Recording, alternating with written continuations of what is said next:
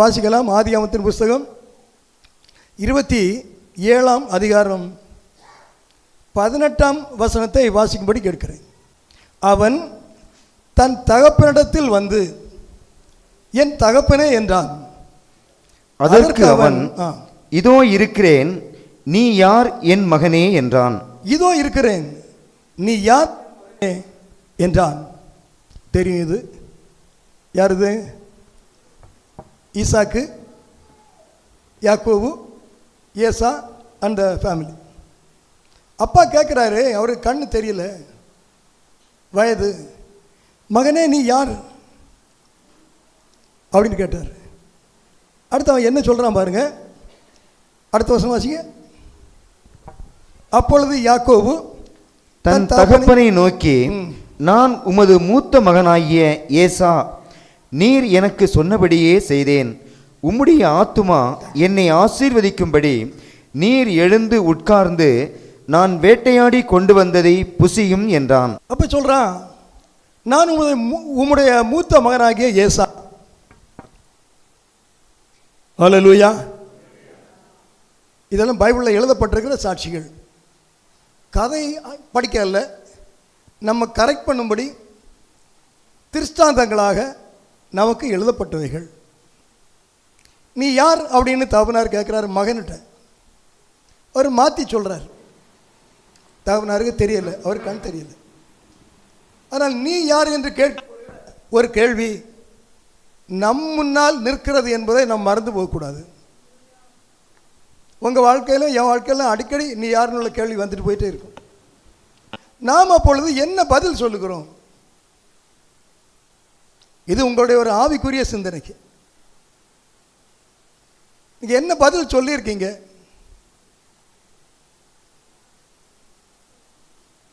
வெள்ளையை கருப்புன்னு சொல்லியிருக்கீங்களா? கருப்பு வெள்ளைன்னு சொல்லியிருக்கீங்களா? உள்ளதை இல்லைன்னு சொல்லியிருக்கீங்களா? இல்லாத உள்ளதுன்னு சொல்லியிருக்கீங்களா? நான் அப்படி ஆள் மாற்றி ஒன்றும் சொல்லலை. ஐயோ, நான் அப்படி ஆள் மாற்றவே இல்லை இதுவரை என் வாழ்க்கையில். ஆளை மாற்ற வேண்டாம். உள்ளதை இல்லைன்னு சொன்னால் இதுதான் அர்த்தம், இல்லாததை உண்டுன்னு சொன்னால் இதுதான் அர்த்தம். மகனே நீ யார்? மூத்தவனுக்கு ஒரு காரியத்தை சொன்னார். அந்த சப்ஜெக்ட் கொஞ்சம் வித்தியாசம், அது நான் போகலை. அந்த வெளிப்படையான காரியம் சொல்கிறேன். அதை இளையவன் அதை செய்கிறான். அப்போ தான் கேட்குறாரு, நீ யார்? நான் உம்முடைய மூத்த மகனாகிய ஏசா என்றான். நம்முடைய வாழ்க்கையில் நம்ம ஏதாவது எப்படி மாற்றி எடுத்து சொல்லியிருக்கிறோமா? இன்றைக்கி யோசிங்க. அது ஈசாக்கு தெரியலை, இல்லை தகப்பனாருக்கு தெரியலை. நம்ம மாற்றி மறைச்சு சொன்னது யாருக்கு இதுவரை தெரியலை, யாரும் கண்டுபிடிச்சிக்க மாட்டாங்க. அதனால் தைரியமாக சொல்லலாம், பிரச்சனை இல்லை. அல்லேலூயா. ஆனால் ஒரு நாள் மத்தேயு 25ஆம் அதிகாரத்தில் பார்த்தீங்கன்னா 12 பார்த்தீங்கன்னா ஆண்டவர் சொல்லுவார், இவன் தகப்பன் கேட்குறான், இவன் மாத்துறான். ஆண்டவர் ஒரு நாள் சொல்லுவேன்னு சொல்லிட்டாரு, நான் என்ன ஆகும், நான் உங்களை அறியேன் அப்படி சொல்லுவேன்னு சொன்னார். இங்கெல்லாம் மாற்றி மாற்றி மாற்றி நான் ரொம்ப வந்துடுவேன். கடைசியில் ஒரு நாள் ஆண்டவர் சொல்லுவார், யார் நீ? நான் என்ன இருந்தார், நான் உன்னை அறியேன். ஆனால் அதுக்கு முன்னால் இன்னொரு சான்ஸ் நமக்கு கொடுக்கப்படுது. யாருக்கு? நீங்கள் இந்த காரியங்களை மாற்றி மாற்றி சொன்ன காரியங்கள் இருந்தால், மாற்றி மாற்றி சொன்னா ஏதோ காரியங்களை சொல்லணும்னு மட்டும் நினைக்காதுங்க. ஆட்கள்கிட்ட எல்லாம் வேஷம் போடுறோம்ல, வேஷம் போடுறோம்ல. நீ என் மூத்த மகன் தானா? ஆமாம், நான் மூத்த மகன் தான். இதுதான். இப்படி நிறைய இருக்குது, எவ்வளோ இருக்குது. ஆவியானவர் உங்களுக்கு நீங்கள் விருப்பப்பட்டு அவங்களுக்கு புரிய வைப்பார். ஏன்னா நானும் வெறும் கேட்கிற சத்தியங்களை அல்ல, வாழ்க்கையில் பிறர் பார்க்கிற சத்தியங்களையும் அல்ல, உள்மனத்தில் உங்களுடைய சத்தியங்களை காண்கிற கர்த்தருக்கு முன்பாக உங்களோடு நான் பேசுகிறேன். அல்லேலூயா. ஆமாம். இன்னும் இப்படி ஒருவேளை மாற்றி மறித்து சொல்லிட்டேன், ஒரு வாய்ப்பு இருக்குது.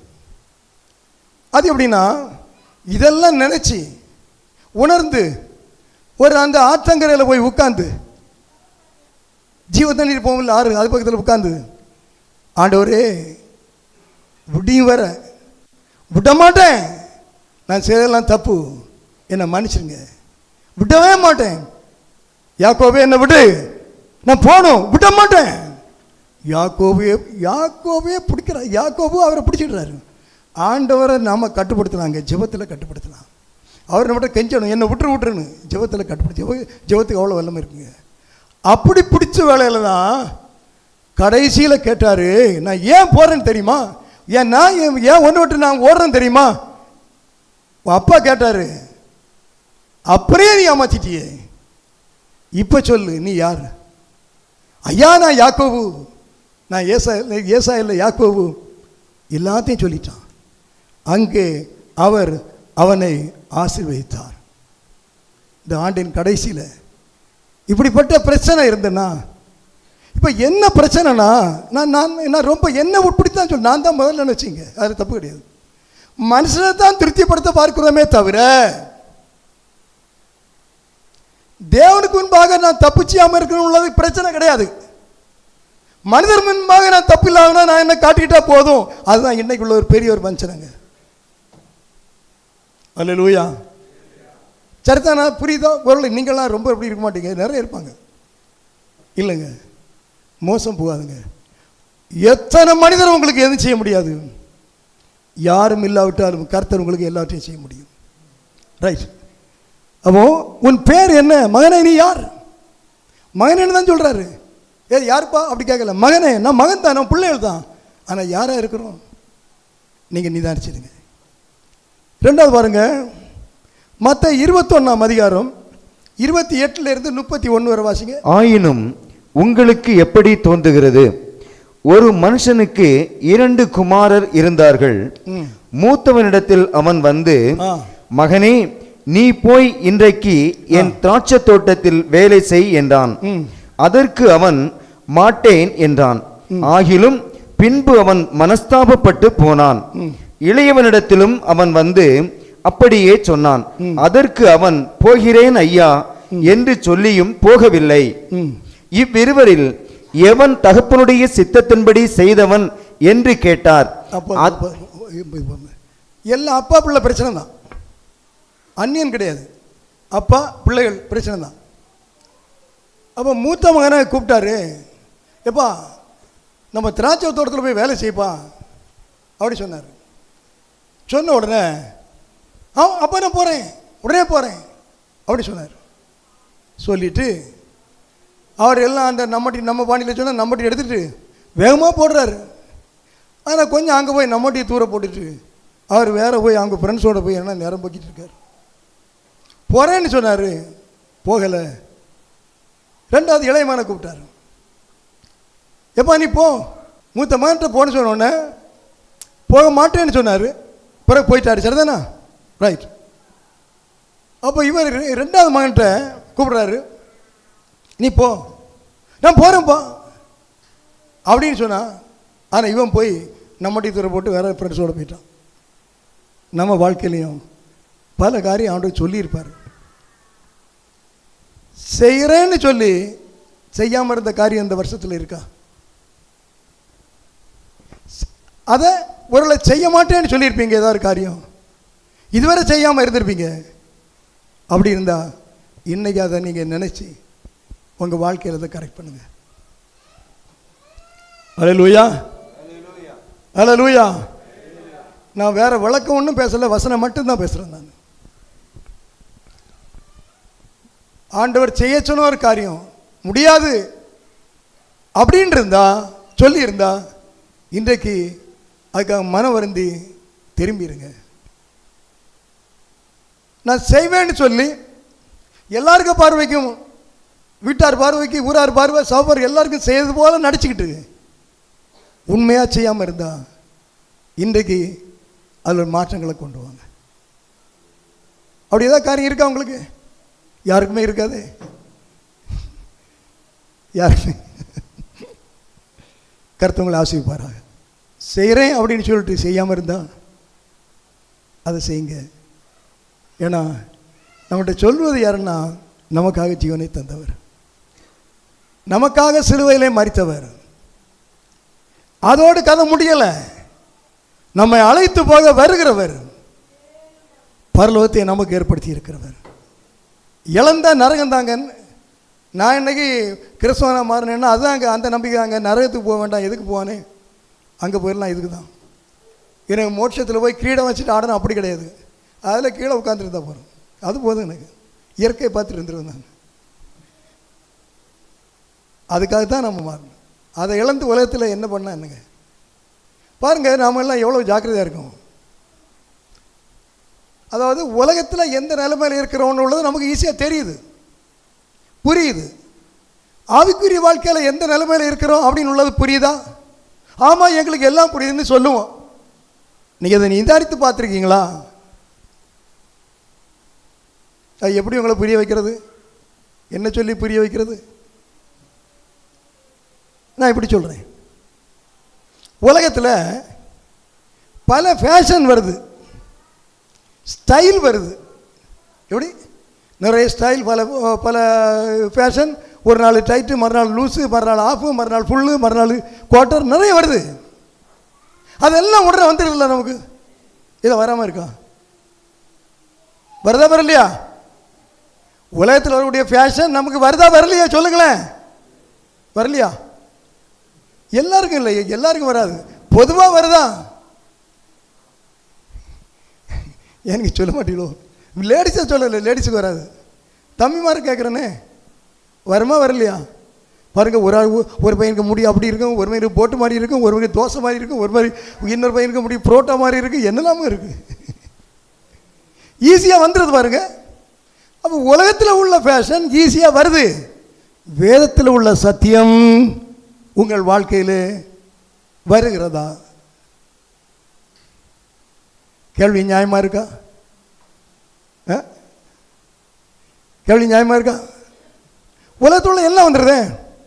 சரி, வீட்டார் தடுத்தாலும் வந்துடுதே.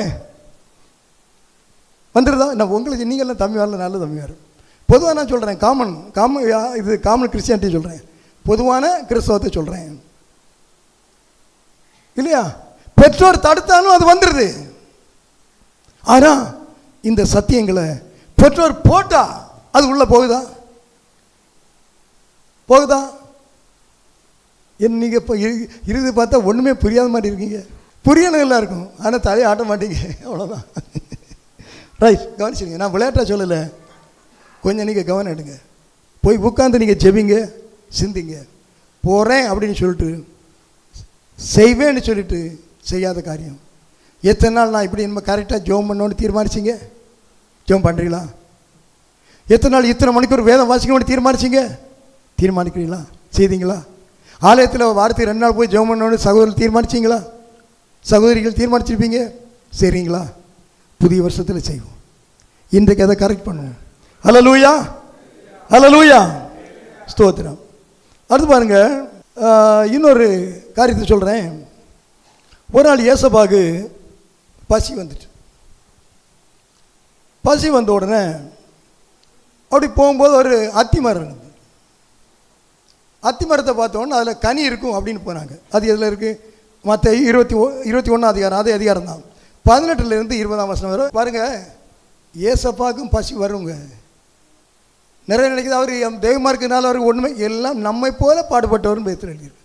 அவர் மாம்ச சாயலாய் பிறந்தார், மனுஷ சாயலாய் மாம்ச சரீரத்தோடு பிறந்தார். அதே போல் எல்லாம் உண்டு, அதை மேற்கொண்டார், ஜெயித்தார்.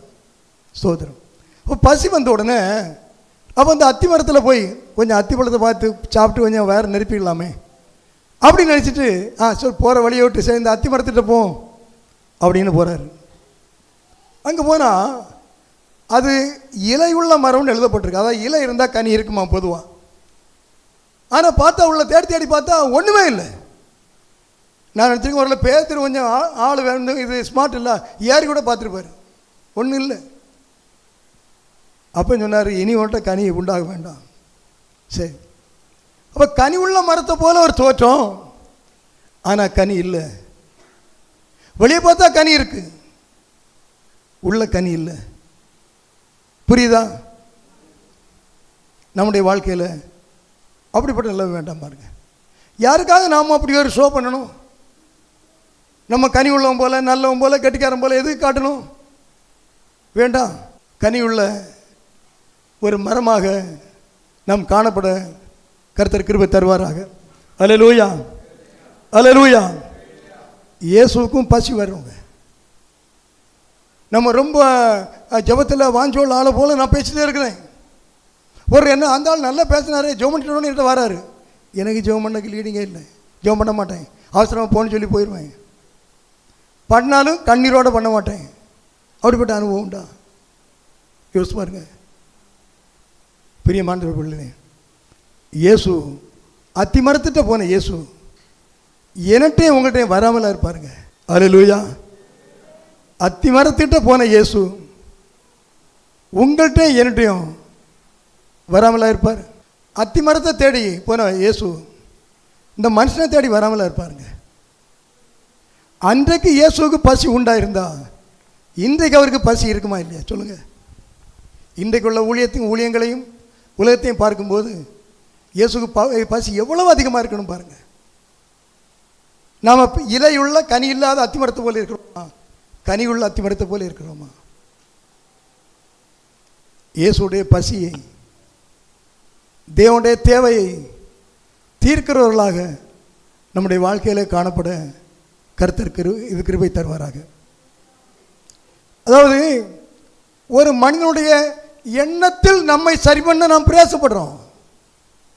ஒரு காரியத்தில் நம்ம எப்படியோ அது வேற, அதில் நம்மை சரி பண்ண நாம் பிரயாசப்படுகிறோம். உலகத்தையே உருவாக்கின இயேசுடைய உள்ளத்தில் இருக்கிற பசியை கண்டுகொள்ளாதவர்களாய் நாம் ஓடி போகிறோமா? தேவனுடைய சமூகத்தில் அமரணுங்க. தேவனுடைய சமூகத்தில் அமருங்க. உங்கள் ஆவிக்குரிய வாழ்க்கையின் ஆழங்கள், வேர்கள் எதில் இருக்கிறது? ஆண்டோட இருதயத்தை நீங்கள் அறியணுங்க. ஆண்டோட இருதயத்தை நீங்கள் அறியணும். ஆண்டோட இருதயத்தை அறிஞ்சிங்கன்னா உங்களுக்கு கண்ணீர் வந்துடுங்க, கட்டாயம் வரும். ஆண்டோட இருதயத்தை அறிஞ்சிங்கன்னா it will change your figure. உங்களுடைய ரூபத்தை அது மாற்றும், சுவாபத்தை மாற்றும், உங்களுடைய எண்ணங்கள், சிந்தைகள் எல்லாத்தையுமே மாற்றும், தோற்றங்களை மாற்றும். ஆண்டோடைய இருதயத்தை அறிகிற கிருபைகளை அவர் உலகத்தில் இருந்தவரோட பேசினார், சத்தத்தை கேட்டாங்க. இன்று அவருடைய இருதயத்தை அறிகிற கிருபை, அவருடைய சத்தத்தை இருதயம் கேட்கிற கிருபை நமக்கு வேணுங்க. அதுதாங்க உண்மையான கிறிஸ்தவம். ஒரு பிள்ளைக்கு பசிக்குன்னா உடனே தெரியுதுல்ல, தாய்க்கு பிள்ளை எனக்கு பசிக்குதம்மான்னு சொல்லாது. முகத்தை பார்த்த உடனே, அதை பார்த்த உடனே பிள்ளைக்கு பசிக்குது சொல்லிடும்.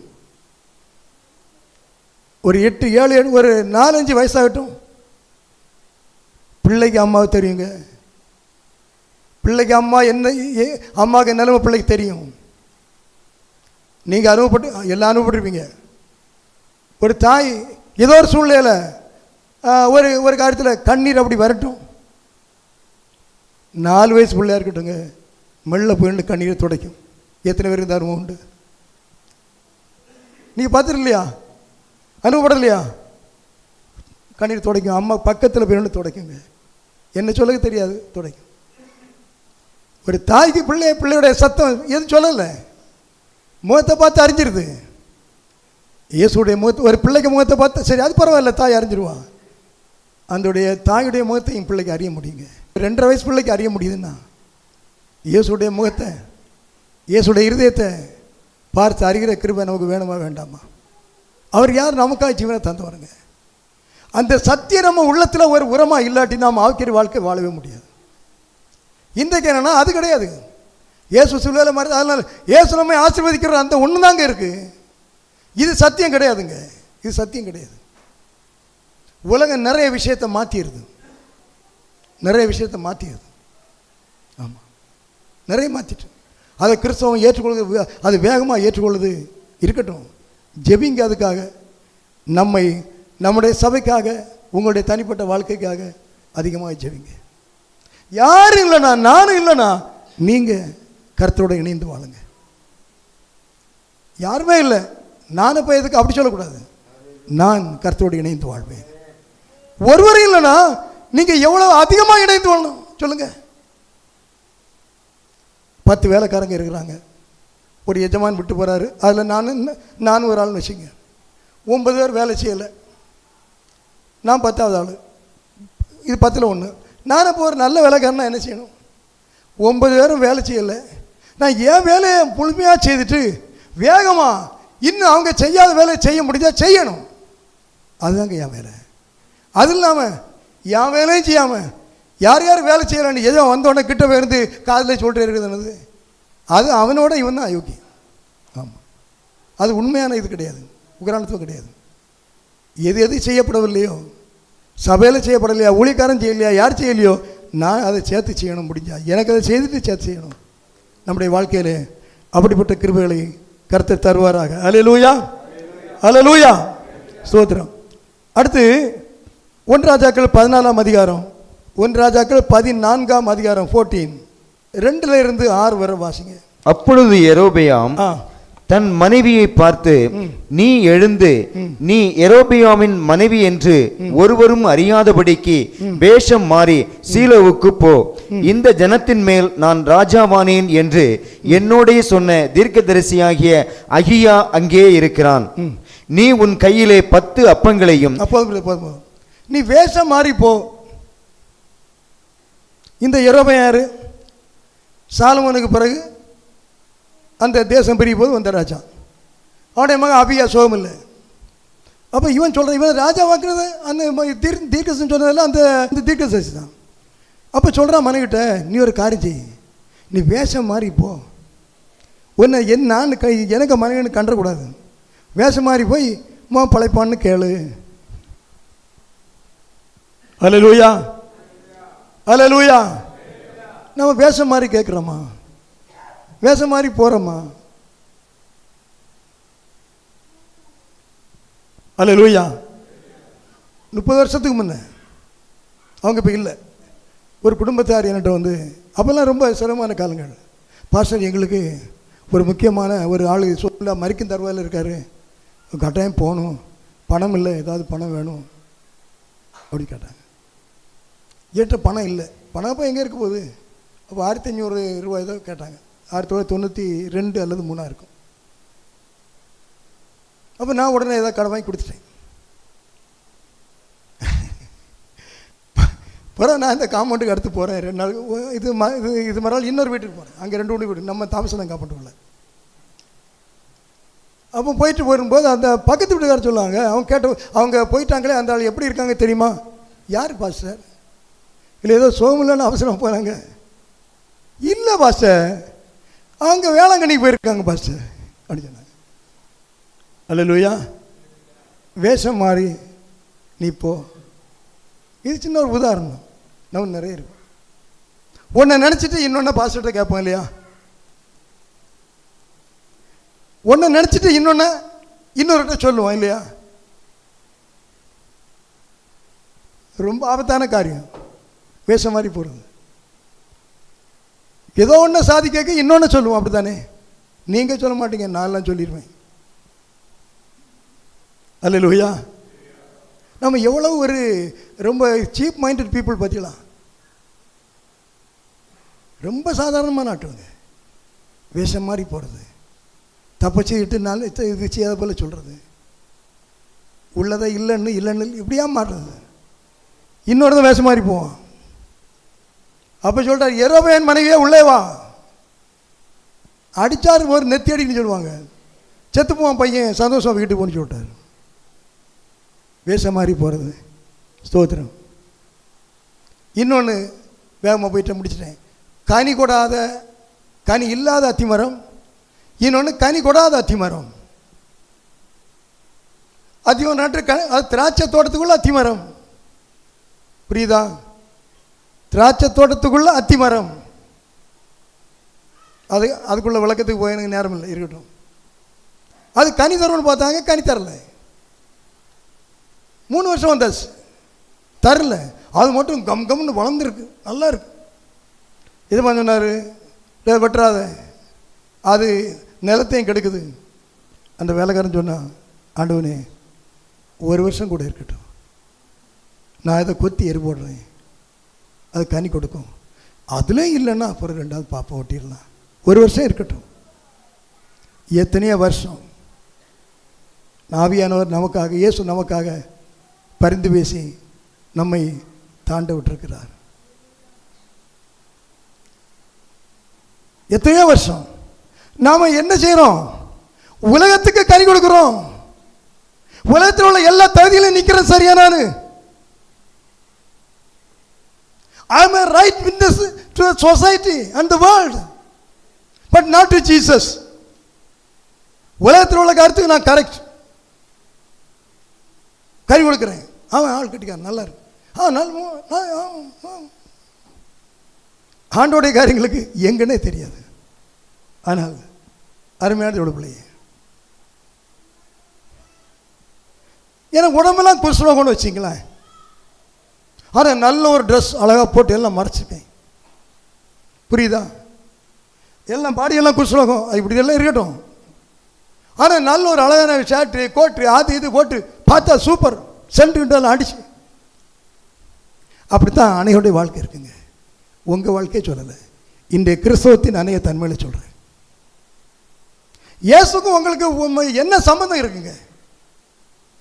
மீண்டும் சொல்கிறேன், உங்களை இல்லை, இன்றைய கிறிஸ்தவம் சொல்கிறேன். சபைக்கு உங்களுக்கு என்ன சம்பந்தம் இருக்குங்க? Bible says church is the body of Christ. Where are you? நான் வைராக்கியம் பேசுவாங்க. Church is the body of Christ. Who are you to damage it? அதை டேமேஜ் பண்ணவோ அதை அசால்ட் அன்னைக்கு வந்து யார்? இன்னும் ஒரு வருஷம் உலகத்தில் என் குடும்பத்தில் நான் பெரியவனாக இருக்கணும், என் ஊரில் நான் பெரியவனாக இருக்கணும், கன்னியாகுமரியில் நான் இதனங்க இங்கே இருக்குது. ஒரு நாள் உறவு போட்டிருக்காங்க, மெட்ராஸ் சைடில் 4வது பணக்காரன்னு போட்டிருந்தான் பேப்பரில். எதுக்கு? யாருக்கு அது? அந்த ஆவி என்னை கிறிஸ்தவத்தை பிடிச்சிட்டா. இயேசுக்கு சாட்சின்னு உள்ளது, அந்த வார்த்தை எங்கே போச்சு? கனி இல்லாத அத்திமரம் அது ஒரு வருஷம் இருக்கட்டும், எத்தனையோ வருஷம் இல்லாவிட்டால் அதை வெட்டி போடு என்று கர்த்தர் சொன்னார். ஸ்தோத்திரம், ஸ்தோத்திரம். இன்னொருவன் போயிட்டான், அப்பாட கேட்டான், குடுறா காசை குடியா, அப்பமும் எல்லாம் பிறகு எனக்கு குடியதை கொடு வாங்கினா. அவரும் பாவம், இவன் அடிச்சு விடுவோம் போல் இருக்க. இப்போ மகன் தாப்பன் மகன் அடிக்கிறது கஷ்டம், மகன் தாப்பன் அடிக்கிறது லேஸ். அது என்ன இந்த காலம்? அவர் உடனே பயந்துட்டு அப்படி பிடிச்சிட்டாரு. அவன் ஊரில் போய் அடிச்சு எல்லாம் பாட்டு பாடி இடுக்கிடுக்கின்னு அடிச்சுட்டு பார்த்தான், எல்லாம் போச்சு, எல்லாரும் ஓடிட்டான். கூட்டு பார்த்தா ஒரு மேலும் காணலை, ஏன்னா காசு இல்லை. கடைசியில் பண்ணிக்குள்ள தவிடு தான் கிடச்சி, அதையும் கொடுக்கல. கருத்தை அவர் நல்லா நடத்தியிருக்காரு, அதுவும் கொடுக்கல. சொல்கிறேன், நீங்கள் நினைப்பீங்க அந்த இளைய மாதிரி எவ்வளோ கஷ்டப்பட்டிருக்கான்னு. நான் சொல்கிறேன், கர்த்தர் அவனை ஆசீர்வதித்திருந்தார், அதனால தாங்க கஷ்டம், அதனால தாங்க அவன் தவிடு கொடுக்கல, அதனால தாங்க இவனுக்கு புத்தி வந்து. நமக்கு தவிடு இல்லாட்டியும் புத்தி வர மாட்டேங்குதுங்க. அல்லேலூயா, அல்லேலூயா. கர்த்தர் நல்லவர், அவனுக்கு புத்தி தெளிச்சிச்சு. அந்த தெளிவு அளிக்கிற புத்தி, தெளிவு அளிக்கிற ஆவி நான் வாழ்க்கையில் வந்தால் எவ்வளோ நல்லா இருக்குங்க. நான் மீண்டும் நல்லா சொல்கிறேன், நான் சொன்ன எந்த வார்த்தையும் உங்கள் உள்ளத்தில் ஒன்றும் செய்யாது. இந்த வார்த்தை மூலம் ஆவியான உங்களுடைய உள்ளத்திலே கிரியை செய்ய முடியும். போய் சிந்திச்சு பாருங்கள், யோசித்து பாருங்கள். கர்த்தர் நிச்சயமாய் உங்களுடைய வாழ்க்கையில் பெரிய மாற்றங்களை கொண்டு வருவார். எல்லாமே பாதி தவறி விழுந்தெழும்பினது. வாழ்க்கையில் கடைசியில் என்ன எழும்பிட்டாங்க. யாக்கோபு எழும்பிட்டான், பேரை அப்பனை ஏமாத்துருவேன், கடைசியில் ஆண்டவர் அதே இடத்துல பிடிச்சார், மாற்றிட்டான். எல்லாம் அப்பப்போ வேஷம் மாறுறது எல்லாம் அப்படிதாங்க. நம்முடைய வாழ்க்கையில் தேவனுக்கு முன்பாக ஒரு கள்ள இருதயம் நமக்கு இருக்குமானால், கள்ள வாழ்க்கை இருந்தால் தெரியும், அவன் அப்படி வாழ்கிறான் தெரியும், குடிக்கிறான் அடிக்கிறான், அப்படி கள்ள வாழ்க்கை இருந்தால் தெரியும், கள்ள ஜீவியம் இருந்தால் தெரியாது, உள்ளத்தில் உள்ள தெரியாது. யாரையும் ஏமாற்றிருப்பாங்க. பிரியமானவர்களே, நீங்கள் யாரையும் ஏமாத்தல, அப்படி இருந்தால் உங்களை தான் ஏமாத்துறீங்க. ஒருவர் இப்படி இருந்தால், நான் இப்படி இருந்தேன், நான் தான் சொல்லணும், நான் யாரையும் ஏமாத்தல, நான் என்னையே ஏமாற்றுகிறேன், அவ்வளோதான். ஆண்டவர் கடைசியில் சொல்லிடுவார், ஆண்டவரே நான் வந்திருக்கேன், நாங்கள் பாஸ்டர் சான் ஜோன்ஸ் அக்கிரமச்சேக்காரனை, என்னை விட்டு அகன்று போ, நீ யாருன்னு எனக்கு தெரியாதுப்பா, முடிஞ்சு போச்சு. நாம் எந்த இடத்துல இருக்கிறோம்? என் வார்த்தைகளை முடிக்கிறேன்.